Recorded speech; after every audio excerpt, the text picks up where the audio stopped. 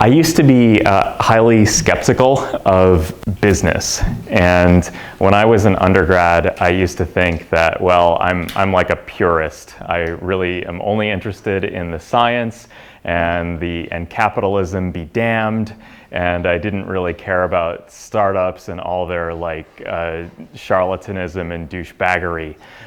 But later in life, in my old age, I've come to not completely the other side, but at least have some kind of equilibrium view of this scenario. Now, how am I, as an engineering professor, qualified to talk about science and science startups and business? So obviously I don't work in a startup or work in a business. Actually, I've never had a real job since my paper route. I've always been doing what I do now.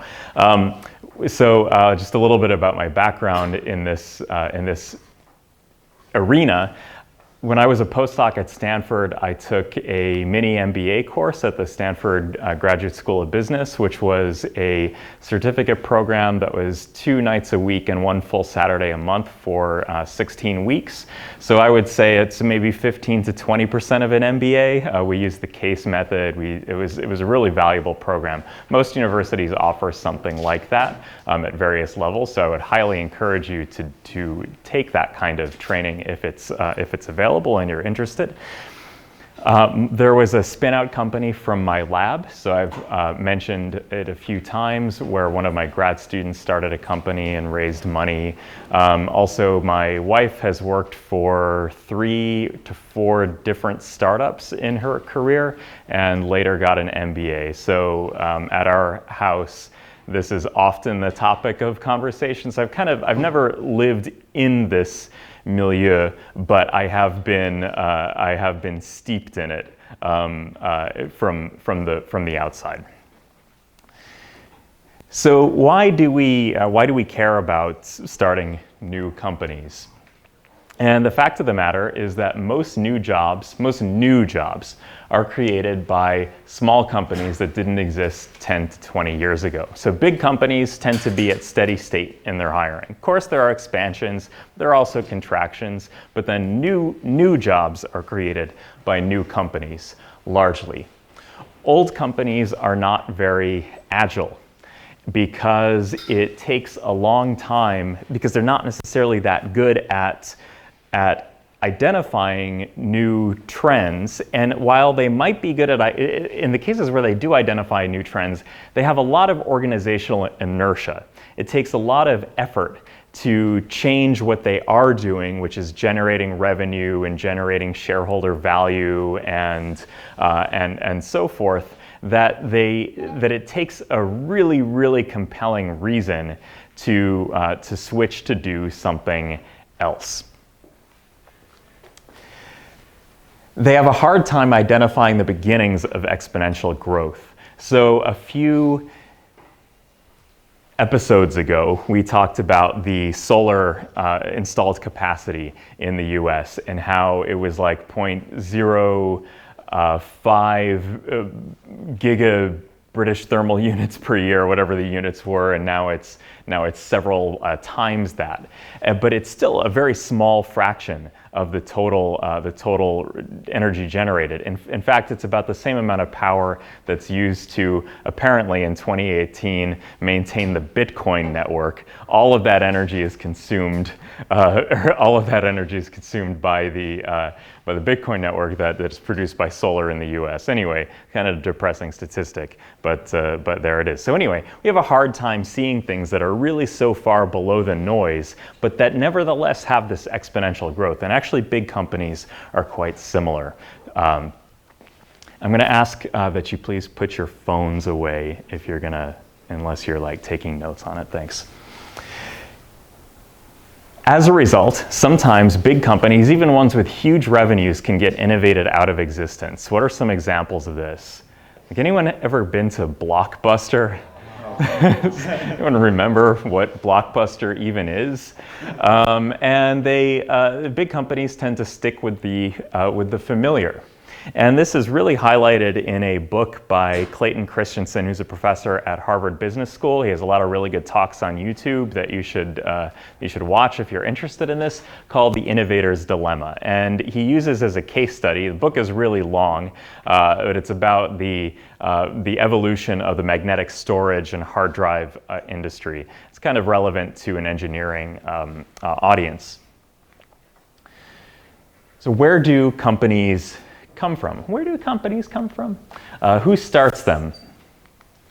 Do scientists and engineers start them? Sometimes they do. Sometimes they don't. Do business people start them? Yeah. If you're an engineer that starts a business, you automatically become a business person. Does the business fall under the category of technology push or market pull, or neither? What do I mean by that? Technology push means you have found something in the lab, or there's some invention that you license that's really, really awesome and you see a lot of potential in it. You're not quite sure what the market is, but you're sure there must be a market if you look for it. The other category is market pull, where there definitely is a market. Everyone knows there's a market. If only we had a pencil sharpener with a clock in it, then that would just solve all of the world's problems.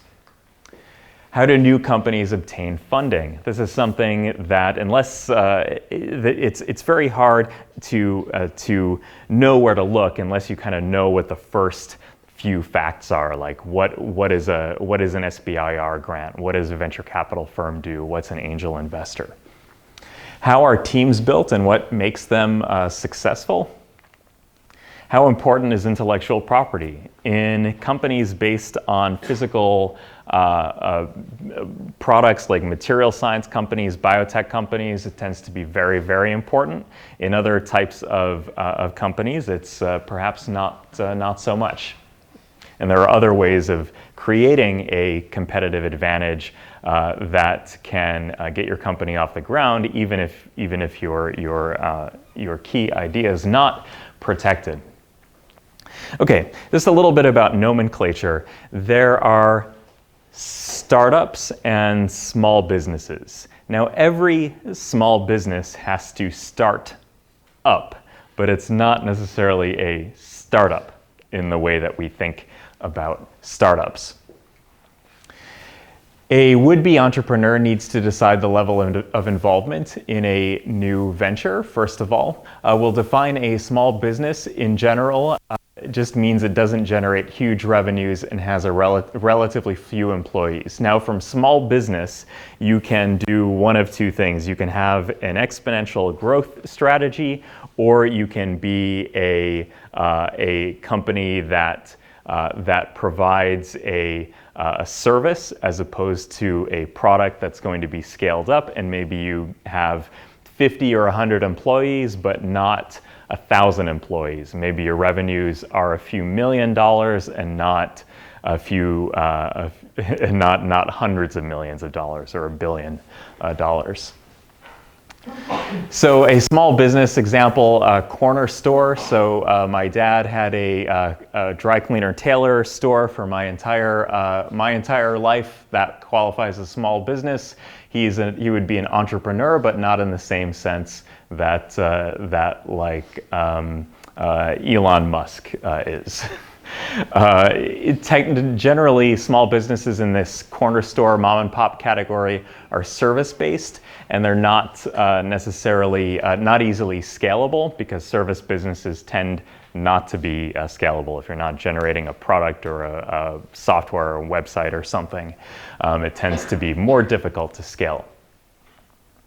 And businesses like this are intended to be a continued source of personal financial support. Generally, the sole proprietor or owns this type of company, is not interested in selling it or having or going public, and it remains privately held. Sometimes this is called a lifestyle business, but most you can object to that term because people that own these businesses, I know firsthand, work really, really hard at them, and they don't necessarily have a lifestyle. All right, a startup is a type of small business with the potential for exponential growth. It has a scalable business model. It is technology-based, usually, almost always. Now, why do I have an asterisk for technology? Because in newspapers, technology or tech tends to mean internet companies.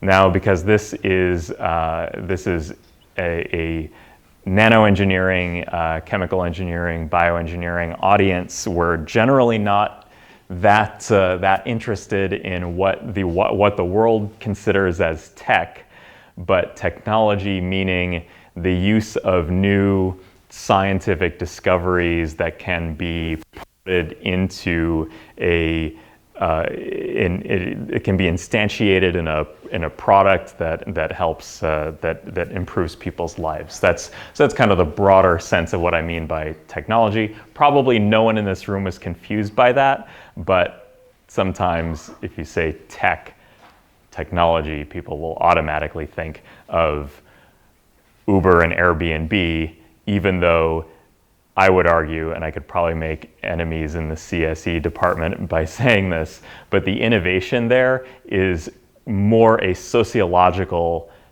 and marketing innovation, which than it necessarily is in a pure technology innovation, no matter how hard the technology is to create. The pure innovation is more like a psychology, sociological, like what will people actually do? What are they looking for in addressing that market in mass travel housing or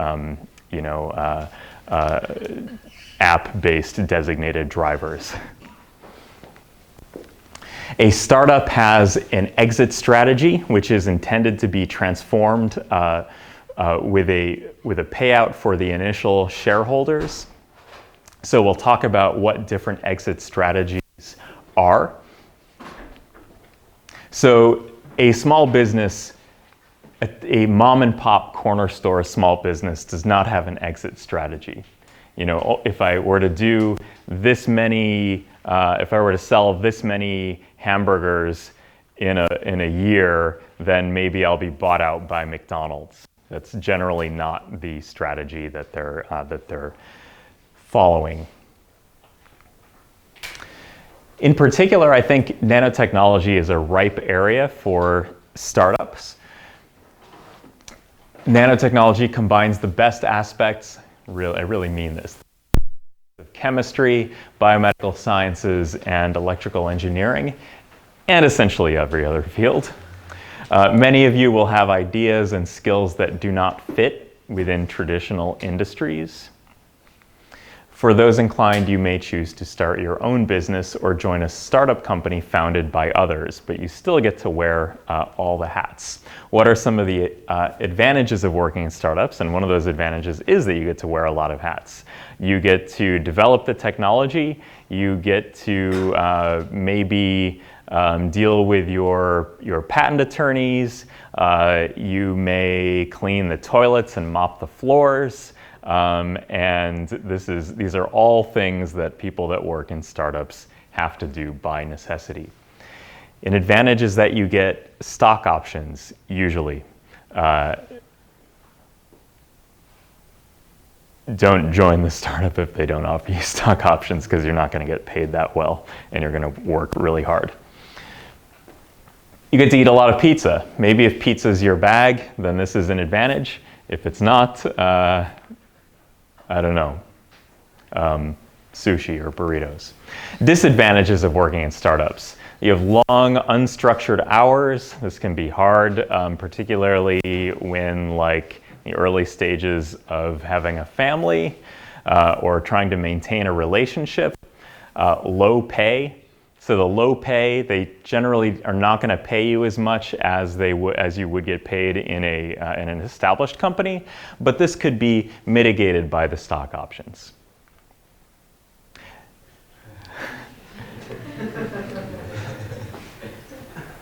eat a lot of pizza. Also a disadvantage. Okay, focus on the need. So I used to be like purely in the camp of everything was technology push. Wow, if I made a solar cell that was that had 30% module efficiency and cost $100 per square meter and 50 cents per peak watt, wow, that would just be the greatest thing. That would solve the climate crisis. That would make billions of dollars, and I would just show it to someone and they would immediately invest in it. And this is never going to happen. No matter how good the technology is, you have to focus on the need, and the right people have to be in place to help you get that idea off the ground. So how do you know when when an idea goes through your brain or comes across your email inbox or something? How do you know when you should start a company? Even awesome technologies are not marketable unless there is a need. A technology is not a product. A good example of this was back in the 90s. There was a division of Motorola that was trying to develop a satellite phone called the Iridium phone, and they put a huge amount of money into this, launched 200 satellites into orbit, and this was really a technology push. But what is the market for someone who is not in a cell phone network? Now, of course, in the late 90s, early 2000s, there wasn't quite as good of cell phone coverage, actually much, much poorer cell phone coverage than there is now, but they didn't anticipate that there would be more and more coverage with every passing year, and they thought, well, if we have a satellite phone, that'll work on top of Mount Everest.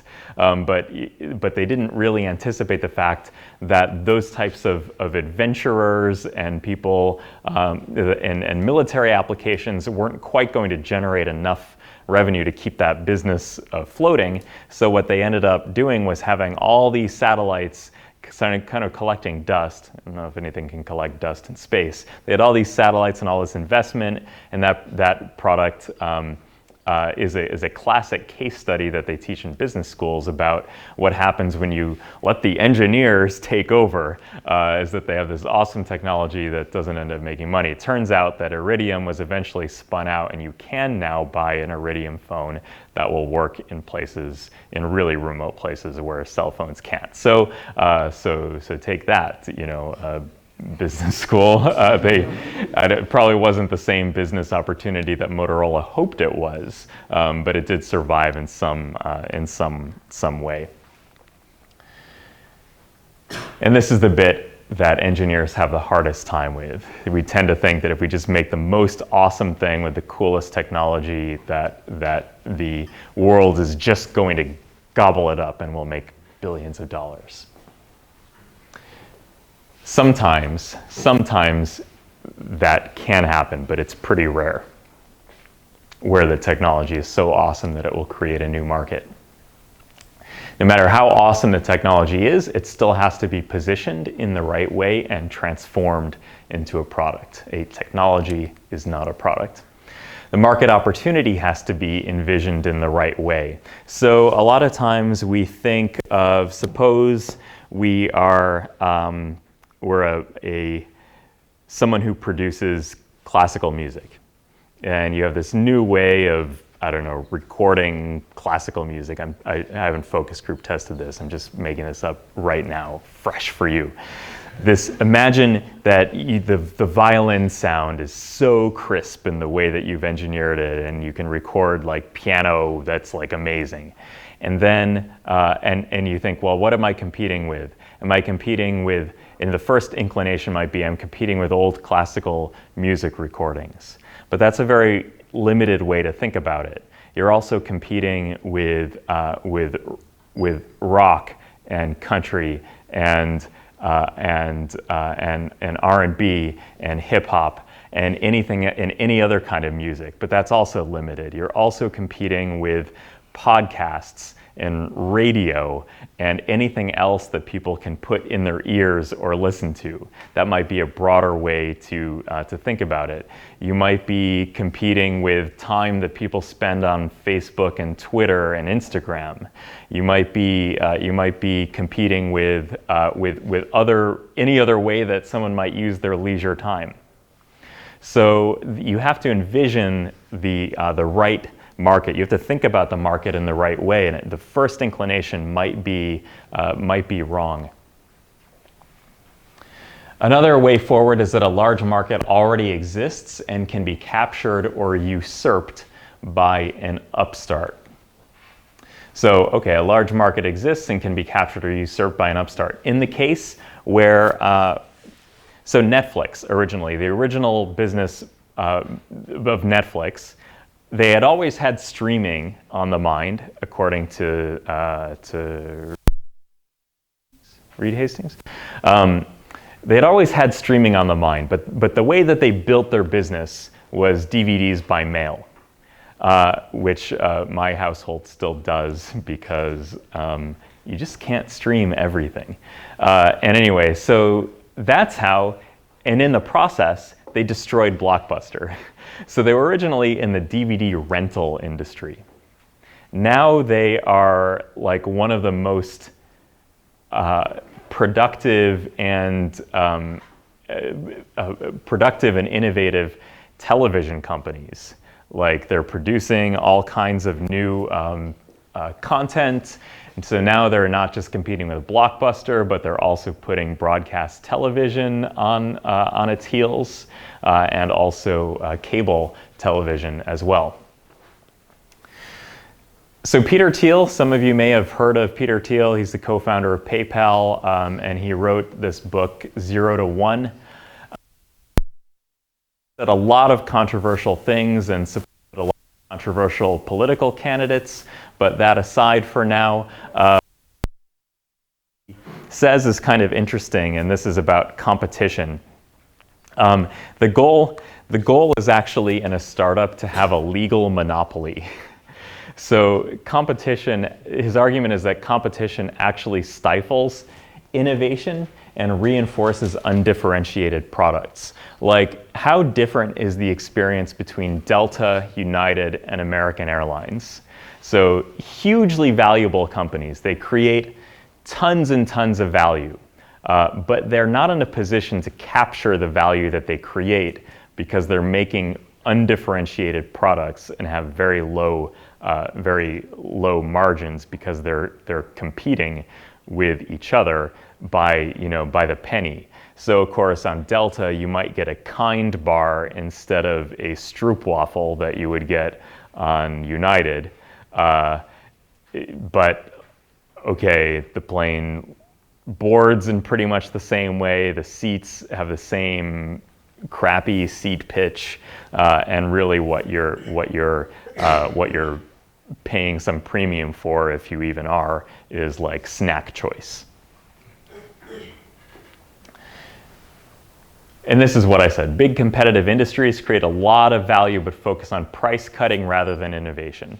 What's the difference between Safeway or Vons in San Diego County and Ralph's? Not that much. Like, it's really hard to innovate in a competitive environment. So the goal in a startup is to have a legal monopoly, not because you're cutting out all the competitors, but because you're the only one that's doing it. And it's going to be temporary because people will want to copy you. All right, nuts and bolts, intellectual property. This was something that I used to think of as kind of an avaricious thing. Like, I want to create a patent because I want to prevent other people from working on it, and it's mine, and I want exclusive access to it for 20 years, and therefore it's kind of a selfish thing. That's the wrong way to think about it. The reason to create a patent is because it gives people an incentive to work on it. preventing others from working on it gives the companies who license it, or the inventors who want to act on the patent themselves and to use the patent themselves, it gives them an incentive. If you had a great patent and immediately 100 other people, and you could protect the idea, you couldn't sue somebody else for working on your idea, there'd be very little incentive to innovate, because immediately the whole world is going to flood in and take your idea from you, and maybe one of those companies will be successful, maybe more so than you would, even though you're the one that either invented it or licensed it the first time. What are the criteria for patentability? Novelty. So you can't patent scissors. Usefulness. You could not make a case to the U.S. Patent and Trademark Office that a coat hanger with a clock in it, even though it was novel, could be patented because it's not useful. Could be a gray area. Maybe you could find a reason why you might want a coat hanger with a clock in it, but in that case, you'd have all your claims rejected by the patent examiner. Then you could go to DC with your lawyer and argue, and then in this case, they would still tell you that a coat hanger with a clock in it's not patentable. Non-obviousness. Okay, so it can't be obvious. Children want things that taste sweet and chicken nuggets, and those are the things that children want. So you can't, and medicine tastes bad. So if you make it taste good, it's kind of obvious. It'd be hard to get a patent on this. Maybe I'm wrong about that. Maybe children's Tylenol, which still tastes disgusting, even though it's cherry flavored, maybe there is a patent on that. But anyway, in the future, you wouldn't be able to get away with that again, in my impression. The priority of patents is based on the first to file system, which means that you have not invented it until the government knows about it. Until you file a provisional patent, you have no priority to the invention. You have no claim on the invention until you submit it. Until recently, the U.S. used to be under the first to invent a system, which means that if you had a credible notebook page with a date on it that described your invention, or something in writing that showed that you indeed invented it, then that would have been the priority date. Now imagine how difficult that is to enforce, right? So recently the US became in line with the way the rest of the world does this, which is now first to file. It just makes things easier, but it does mean you have to file sooner if you want that priority date. How does that filing, how does that manifest? It's in the form of a provisional patent. The provisional patent can be fairly simple. It has some description and some set of provisional aims, but if you're really serious about this invention, you probably want to hire somebody to do this for you to make a strong provisional patent. And why do we want a strong provisional patent? Because if you are trying to use this patent as the basis of starting a business, or you want to license the patent, or you want to license the IP to another company, you have to show that it's going to be strong. And this means that someone who's an expert, or otherwise they won't want it, they won't want to license it. If it's like written on a bar napkin, your provisional patent's written on a bar napkin, it's just not that serious. You'll be able to poke all kinds of holes in it. So it's almost like a patent light. Although in principle, if you're a garage inventor and you have no money to do this, you can, in principle, do this yourself. No public disclosures before the provisional patent. So if you disclose this invention to somebody and someone can prove that you disclosed it to them, you cannot get a patent on it. So if you present this work at a scientific conference on March 15th and then on March 16th, you filed a provisional patent. You could have given someone else the idea to do it, and maybe they beat you to it, or maybe they invented it. Who knows? So don't put your invention. Don't present your invention. Don't write about it. Don't put it on a poster. Don't put it on a talk. Be careful who you tell about it in words. The provisional patent, often the substrate on which the lawyers work is the manuscript for a paper or a conference paper. They take the paper and then they do kind of a light patentification of the language and then add these claims at the end, and the claims are the meat of the application. These are just of the provisional patent. These are provisional claims that say exactly what you're claiming. The provisional patent is good for 1 year, and after 1 year you need to file a patent application. And the patent application is where it really gets serious. This is actually like the patent. This could go through with no changes, which is pretty unusual. But the patent application has to be written by a lawyer. It really does. There are some people who might try to do this themselves, but they have to have a lot of experience doing it. It's really important to get the jargon and the legalese, like described herein as the prior art of instance one of blah blah blah, and it's not going to make any sense to people, to the uninitiated reader who's not used to reading patents. But it's necessary to protect the invention because it needs to be like a serious like a hold, like a serious wrestling hold on this idea, so that it can be defended.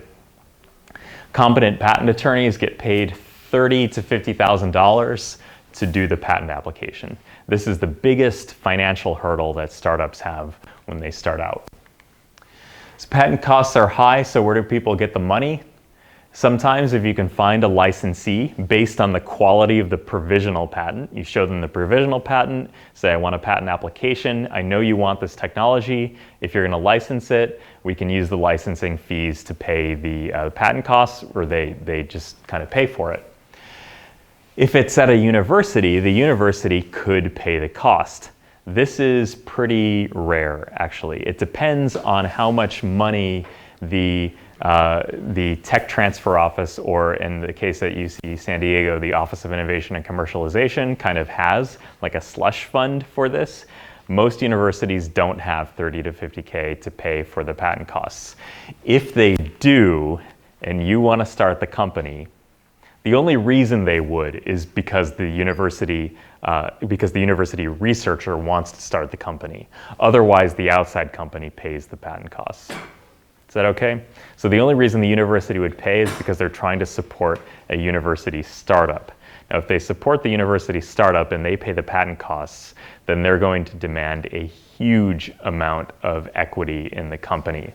And the famous case for this is Stanford and Google, when Larry and Sergey had Stanford foot the bill for the initial, some of the initial IP costs or whatever other services that Stanford provided. IPO'd, Stanford made more than $300 million. Inventors could raise the money, or if you are rich, you could pay outright.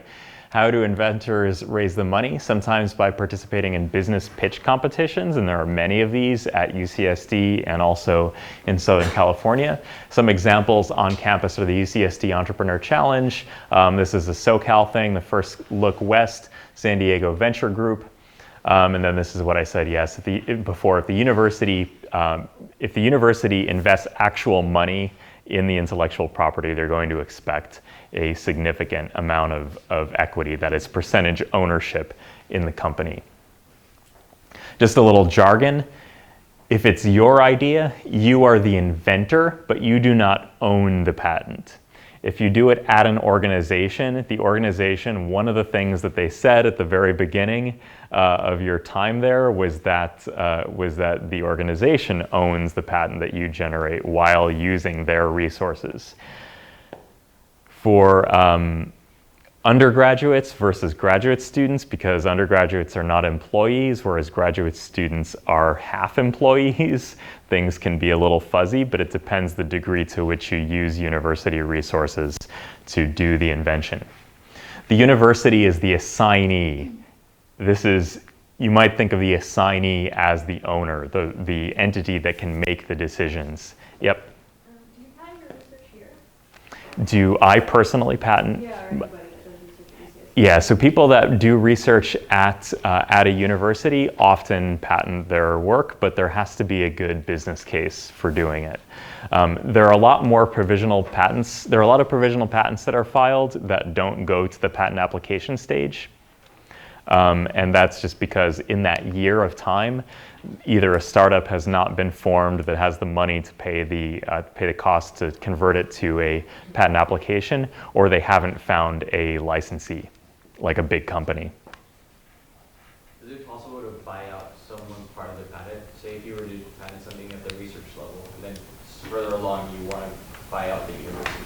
Is it possible to change the assignee of a patent? This is a little bit beyond my my expertise, but in law, almost anything is possible. Like if the assignee no longer exists or dies. That's a good question. I actually don't know the answer to that. Yep. Sometimes you can buy out the assignee. So sometimes you can buy out the assignee.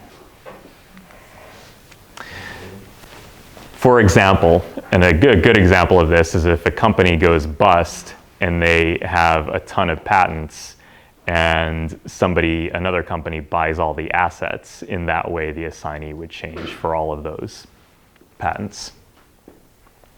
The policy of the university will be to do what's best for the technology.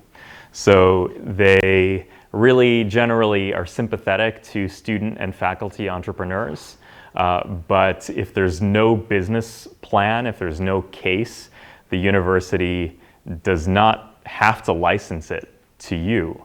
They could license it to you. They don't have to give you an exclusive license. Just because you want it doesn't mean that you'll get it. Chances are you will, but that's not your prerogative as the inventor. That's what the assignee does. So new venture financing. So once you have the patent and you're ready to get going, you need money. Probably you do not want to use a 20% interest credit card to finance your startup company. Probably you don't want a bank loan, although you could. It's slightly more attractive than a credit card. Personal savings gets this emoticon. Friends and family, if they really love you. Then there are federal grants. So the very first stage of particularly for a science-based startup is to get a federal grant. And federal grants are nice because they are non-dilutive, which means that the federal government doesn't take any equity. They don't own any of the company if you get a grant. You just get the money. The downside of this is that they are super competitive to get, like 10%. Everything in life is 10%. Everything in life, like worth having, has a 90% rejection rate. Sorry, it's just the way it is. Consultants. So consultants are a necessity for this, not because you can't write an awesome grant yourself, but because the people who do get the grants have consultants.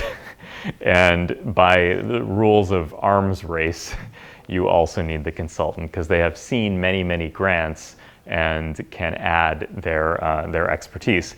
There are also really, really bad consultants out there who've said that they've worked on 100 grant applications, but you should try to figure out what their success rate is, because this is kind of like It might just be someone who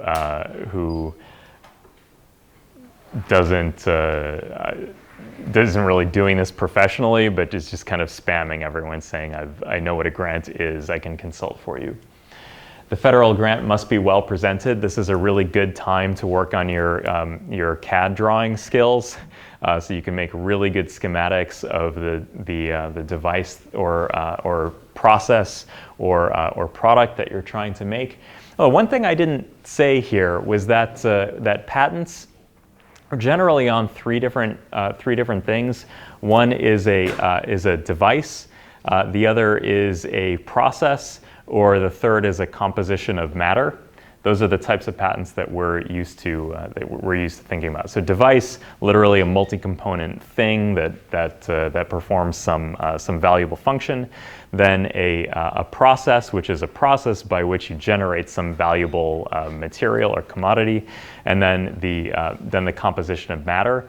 That's particularly relevant to people in material science, because if you generate some new polymer or some new alloy or something, that's a new composition of matter. Okay, so these aspects of the project must be well presented. Proof of concept data is really important. So whatever you have on this, you've got to put it in the grant. Each agency must spend 5% of its grant-making capacity on small businesses. So this is actually a requirement that the Department of Defense and the National Institutes of Health, National Science Foundation, they all have these small business grants. There are two common types. One is an SBIR, Small Business Innovation Research. You can apply as a company, and then there's an STTR, which needs a university partner for tech transfer, and I think that's what the TT stands for. There are three phases in a federal grant. One is phase 1, which is 100 to 200K, and about 10% odds, give or take. Phase 2 is about $1 to $2 million with about 30% odds. So you get a lot more money, it's much easier to get, but you multiply these probabilities together and you get about 1 in 30 chances, so you still have to be really well prepared. Phase 3 comes with no money, but there's oversight of your progress. After the grant stage, you don't have to do the grant stage. Most or a lot of companies that are not based on like basic research don't really need the grant stage. Go to the angel investor. What is an angel? An angel investor this term is derived from elderly women who financed productions on Broadway. Has anyone ever seen The Producers? Okay. All right. Well, it might not be worth 90 to 120 minutes just to see where this term this term came from. But anyway, now it's wealthy individuals, doctors, dentists, business people, people who are maybe slightly less wealthy than successful athletes, but kind of the 1% as opposed to the 0.1%. They generally do it for fun. They'd rather have they're interested in like higher risk types of investments. They're the people that are going to have a diversified investment portfolio. They already have their money in their Vanguard account, which tracks some stock index, but they want a little bit more excitement out of this. They rarely invest alone, and if they pool their resources, they can do increased due diligence, which is investor speak for research. They call it due diligence capability. And if you have multiple angel investors, you can have different expertise and interests of the members, which can be an advantage. And they often form together in these syndicates, which sounds like some science fiction, like desert marauding thing, or super angels. So, and you get angel funding for about 100K to two-ish million. And they get a big equity stake for coming in early. Sometime around the angel grant area is an accelerator. An accelerator could be a lot of different things. Generally, they provide some combination of space and expertise, sometimes funding, sometimes not. Can we have discussion at the end? I'm almost through this. So the next thing is venture capital, which you've all heard of. It's a type of private equity where institutional endowments, wealthy individuals, public pension funds, which are called the limited partners, pay a firm made of the general partners to make early high-risk investments. So University of California, Harvard, the union, or some other groups, usually like maybe pension funds, put money, give this money to this really skilled, like elite team of investors, which is a venture capital firm, to decide which startup gets the money. And the returns could be potentially huge, but they're still really risky. The VC partners, so the people that make the investments, are former entrepreneurs, executives, bankers. The range here is from $5 million to $100 million, and they get a huge equity stake, and also they get seats on the board. So often they can replace the startup team. So the engineers start the company, but they're not experienced. The VC firm comes in, gives $10 million, and then kicks the old CEO out and gets somebody in place who really knows what they're doing, hopefully. There are two types of, this is the concept of valley of death. There are two types of valleys of death. One is in the research and production regime. The other is in the finance regime. So in the research and production, generally the support comes from government, universities. But then when you start producing things in the lab that start looking like prototypes, then the NIH and NSF don't want to fund things that look like product development.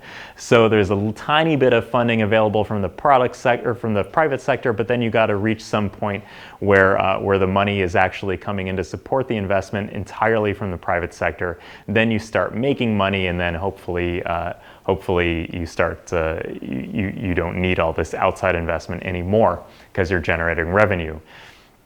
Now this is the finance part of it. So from this is the valley of death, where your cash flow, so you go from concept to team to prototype to launch, but right around the time of launch and users, you're hemorrhaging a lot of money. Hopefully not hemorrhaging, hopefully you're actually using it. But there's not a lot of investment opportunity here. Like VC hasn't quite come in yet, and then once they do, you can start generating positive cash flow. What are some examples of exit strategies? So most entrepreneurs don't want to be the CEO of a huge company. Maybe some of you do. I definitely would not want to be. They want to get out, take the money, and do something else. For example, Elon Musk started Zip2, took that money, made X.com, which merged with PayPal, then started SpaceX. Tesla bought out SolarCity, and then Tesla had started before, but anyway, he got in, and it's not, I only have a minute left. Liquidity events are exits. What's a liquidity event? Where you transform the company into cash. Acquisition by a larger company, or initial public offering, where you sell shares of the company to the public. When you sell the company, the sale price goes first to the creditors, so the people who gave you loans and gave you the money. This is a loan. I don't want any part of the company, but I do not want to be screwed if the company goes belly up. Investors, so the equity holders, they can lose the money. If the company goes bust, the creditors or in an acquisition, the creditors get the money first and all the assets, and then the equity holders. All right. With that, I'm happy to take discussion for like 1 minute, but you've been an awesome class this quarter, and thank you so much for all of your attention and hard work.